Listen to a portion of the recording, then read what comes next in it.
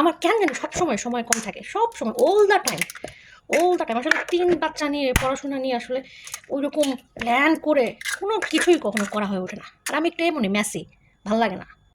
আজকে আমাদের শখের পুরুষের বার্থডে। তো শখের পুরুষ এখন কাজে গেছে, তো সে জানে না যে তার জন্য আমরা এগুলো করতেছি। It's a surprise for him. তো আমার প্ল্যান হচ্ছে ওর জন্য একটু রোস্ট করব, ওর ফেভারিট কাবাব বানাবো, তারপর একটু পোলাও করব, দ্যাটস ইট। আর একটু সারপ্রাইজিং ডেকোরেশন করব। লেটস সি করতে পারি কিনা। কাবাবের জন্য ডাল ভিজিয়ে রাখছি, কারণ আমার একটু ভার্সিটিও যেতে হবে। তো সব কিছু প্রিপারেশন করে আমি ভার্সিটিতে যাবো। কাবাবের জন্য যে কিমাটা আছে আমি কিমা দিয়ে করব, কারণ সময় বাঁচানোর জন্য। তো এটাও আমি বের করে রেখে যাব। আর কেকের জন্য কেক আমার বানানো হয় না, কারণ কালকে আমাদের অন্য অন্য কাজে ব্যস্ত থাকতে হয়েছে। সো ওইটাও আমি বানায় ফেলবো। আজকে অনেক সুন্দর রোদও উঠছে, সো সব কিছু ইনশাল্লাহ পজিটিভ হবে। সো আমি রেডি হয়ে নিলাম। এখন বাচ্চাদেরকে বানাকে দিয়ে আসবো, অ্যান্ড দেন ভার্সিটি যাবো, অ্যান্ড দেন ভার্সিটি থেকে বাসায় আসবো, রান্নাবান্না করবো। So many works. By the way, আমি একটা ড্রাগ স্টোর থেকে এরকম শর্টকাট টিন্ট অ্যান্ড লিপস্টিক কি আছে এটা কিনছি। তো এটা আমি লাগায় বাইরে বেরোবো। ইদানিং মেকআপ টেকআপ করতে খুব ভাল লাগে। তোমরা যারা মেকআপ করো তারা তো জানোই আমি মেকআপ একটু আনারি, বাট আমি শিখতেছি। So tint looks like this. So let's apply. কি হয়েছে? কি হয়েছে বাবা, কি হয়েছে? দেখো মামা কি দিই, আল্লাহ অনেক হালকা করে দিয়েছে। আমি চাই না আর্টিফিশিয়াল দেখা যায়, এমন ভাবে দিয়েছি যাতে মনে হয় না আমার গালের মধ্যে অনেক লাল থাকে। আচ্ছা ঠিক আছে মা, তোমাকে দেখবো। ওকে, এখন ওদেরকে কিন্ডার গার্ডেনে ড্রপ করবো। বাই দ্য ওয়ে, যারা আমাকে নতুন দেখছেন, অবশ্যই আমি নতুন। আমি হচ্ছে হানান।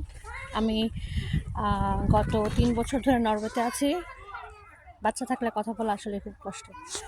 হ্যাঁ হ্যাঁ, আসো হাইলি আসো। তো আমি হচ্ছে যেটা বলছিলাম, গত 3 বছর ধরে আমি নরওয়েতে আছি। আমি মাস্টার্স করতেছি নরওয়েতে।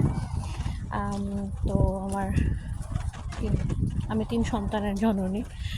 আসলে নর্মালি যেভাবে কথা বলে আর ব্লগে কীভাবে কথা বলে আমার অভ্যাস নাই। তারপর আমি অনেক স্বাভাবিক হওয়ার চেষ্টা করতেছি। তা আমার 3 বাচ্চা। আমার বড় মেয়ে এবার ক্লাস 3-তে পড়তেছে, আর ছোট দুইটা একেবারেই ছোট, একটার 4 বছর আর একটার 3 বছর।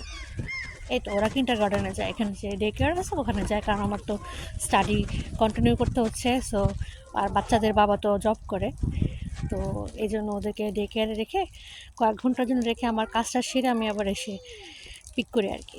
কেক বানানোর জন্য আমার কিছু জিনিস লাগবে, সেগুলো নিতে আসছি। ক্রিম বানানোর জন্য, এটাকে এখানে ফ্লতে বলে, হুইপ ক্রিম বানানোর জন্য নিলাম। আর রোস্টের জন্য টক দই শেষ আমাদের। সো আমি টক দইটা নিয়ে নিব। শর্ট হওয়ার যে কী পরিমাণ ডিসঅ্যাডভান্টেজ। সো আর শুধু লাগবে একটা chocolate, then done. Chocolate I think আমি এরোতেই পাওয়া যাবো। ব্যাস, বেকার জন্য এটাতেই কাজ হয়ে যাবে। সো এখন বিল করব। এখানে সব কাজ নিজেদেরই করতে হয়। এই যে ছবিগুলো আমাকে নিজে নিজে গিয়ে ওদের ওখানে স্টুডিওতে প্রিন্ট করতে হইতেছে। সব কাজ শেষ করে বাসায় আসছি। সো তোমাদেরকে দেখাই কি করছি। ওয়েট, আমি ওর অনেক আগের ছবি সব প্রিন্ট করছি, সব না কয়েকটা আর কি, যেগুলো আমার অনেক ফেভারেট প্রিন্ট করছি। যে বেলুনের মধ্যে আটকাবো, আরেকটা আমাদের ফ্যামিলির ছবি নিছি। এই যে এগুলো তার অনেক আগের ছবি, অনেক আগের স্মৃতি। ভার্সিটি যাওয়ার কথা, কিন্তু ভার্সিটিতে ওখানে যাওয়ার সময় আর করে নেই। তো সরাসরি প্রিন্ট করে বাসায় চলে আসছি। তো এখন আমরা কেক বানাবো। আজকে 3টা ডিমের কেক বানাবো, স্পঞ্জ চকলেট কেক। সবচেয়ে ইজিয়েস্ট, কারণ যেহেতু সময় একটু কম, হাতে সময় একটু কম আছে আমার কাছে। আমার কেন জানি সময় কম থাকে, সব সময় অল দ্য টাইম আসলে 3 বাচ্চা নিয়ে পড়াশোনা নিয়ে আসলে ওইরকম প্ল্যান করে কোনো কিছুই কখনো করা হয়ে ওঠে না। আর আমি একটু এমনই মেসি, ভালো লাগে না। চিনি শেষ হয়ে গেছে, আনতে ভুলে গেছি। এত কিছু আনছি, চিনি আনি নাই, বাট আই হোপ এতটুকু হয়ে যাওয়ার কথা। মিষ্টি জাতীয় শুধু কেকই বানাবো, সিলি মি। সো আমরা নর্মালি কেকের যে রেসিপি থাকে সেটা থেকে আমি অনেক কম চিনি দিয়ে থাকি, বিকজ আমরা চিনিটা একটু কম খেতে পছন্দ করি কেকের মধ্যে, মিষ্টিটা কম খেতে পছন্দ করি। সো চিনি দিয়ে দিলাম, আর একটু দেবো। ডান। এখন মেশিনে এনে ব্লেন্ড করব। আমি অলওয়েজ রেসিপি ভুলে যাই, এখনও ভুলে গেছি। সো আমাকে এখন আবার রেসিপি দেখতে হবে, মনে করতে হবে, তারপর বানাইতে হবে। হিউজ প্যারা, huge. This is me. So এখন এই মিক্সচারটা সেট করে নেব। রেডি। কেকটা দিয়ে বানানো শেষ, এখন জাস্ট বেকিংয়ে দিব।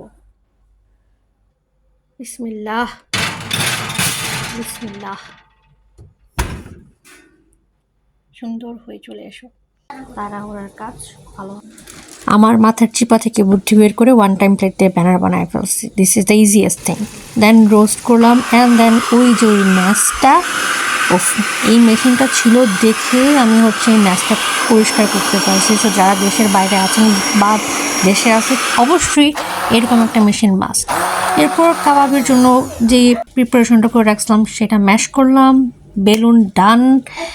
তো যেটা হয়েছে, সারপ্রাইজ তো করতে নিছি, বাট এই বেলুনগুলা সাজানোর পরই আমার হাজব্যান্ড এসে হাজির।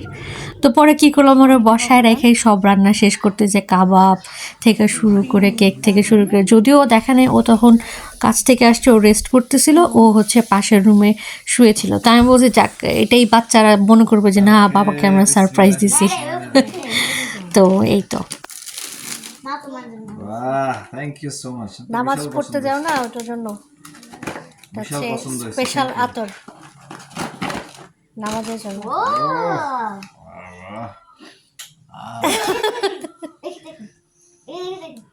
স্মেলটা কি পছন্দ হয় নাই?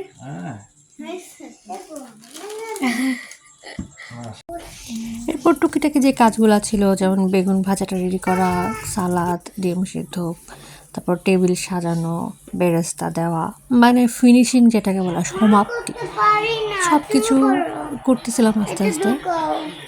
কারণ তো তাড়াহুড়ো নেই, যেহেতু বাসায় চলে আসছে এবং ও দেখে ফেলছে, সেজন্য এরপর আমি রিল্যাক্স হয়ে গেছি।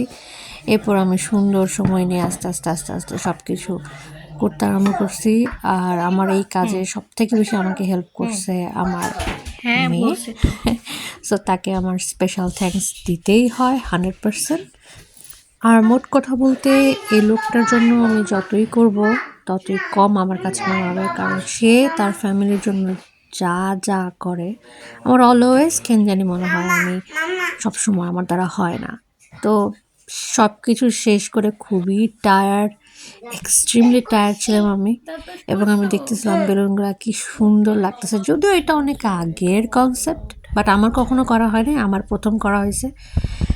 আর এরপরে সব শেষে যে সব কিছু গুছায় রাখা, এটা আমার কাছে সব থেকে যন্ত্রণাদায়ক, যে খাবার টাবার শেষ করে এগুলো গুছায় যত্ন করে রাখা। তো নোমান আমাকে অনেক হেল্প করছে সব কিছু সামলাইতে। তো সব কিছু ভালোই হয়ে গেছে, ও অনেক খুশি হয়েছে। থ্যাংক ইউ সবাইকে।